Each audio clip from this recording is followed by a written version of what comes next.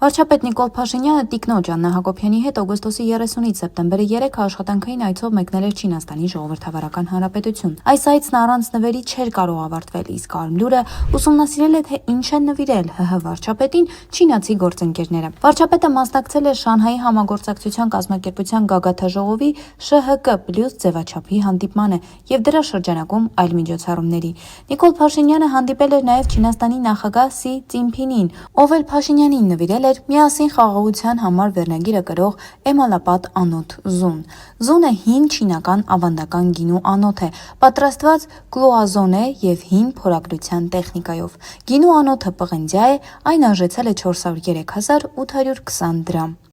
Բացի գինու անոթից, Սի Ծինփինը Նիկոլ Փաշինյանին նվիրել է նաև խաղաղություն եւ ներդաշնակություն անվանումը կրող ծաղկաման։ Այն պատրաստված է կլոազոնե էմալով եւ փայտի եւ մետաղի փորագրության տեխնիկայով։ Ծաղկամանն արժեցել է մոտ 370,550 դրամ։ Ստացվում է, որ Չինաստանի նախագահը մոտ 2000 ԱՄՆ դոլարի 780,000 դրամի նվերներ է շռայլել Նիկոլ Փաշինյանին։